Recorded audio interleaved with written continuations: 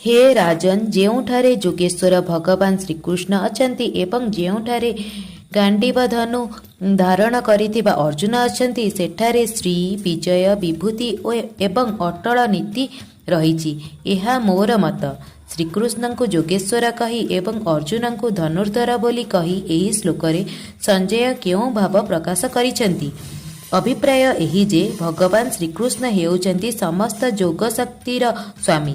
ସେ ନିଜ ଯୋଗଶକ୍ତି ଦ୍ୱାରା କ୍ଷଣକ ମଧ୍ୟରେ ସମସ୍ତ ଜଗତର ଉତ୍ପତ୍ତି, ପାଳନ ଓ ସଂହାର କରିଦେଇ ପାରନ୍ତି।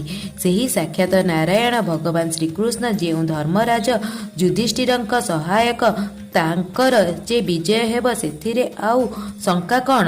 ଏହାଛଡ଼ା ଅର୍ଜୁନ ମଧ୍ୟ ନର ଋଷିଙ୍କର ଅବତାର, ଭଗବାନଙ୍କର ପ୍ରିୟ ସଖା ଏବଂ ଗାଣ୍ଡୀବ ଧନୁ ଧାରଣ କରିଥିବା ମହାନ ବୀରପୁରୁଷ। ସେ ନିଜ ଭାଇ ଯୁଧିଷ୍ଠିରଙ୍କ ବିଜୟ ପାଇଁ ବଦ୍ଧ ପରିକର। ଏଣୁ ଆଜି କେହି ବି ସେହି ଯୁଧିଷ୍ଠିରଙ୍କ ସମସ୍କନ୍ଦ ହୋଇପାରିବ ନାହିଁ, କାରଣ ଯେଉଁଠାରେ ସୂର୍ଯ୍ୟ ରହନ୍ତି ସେହିଠାରେ ହିଁ ଆଲୋକ ରହେ।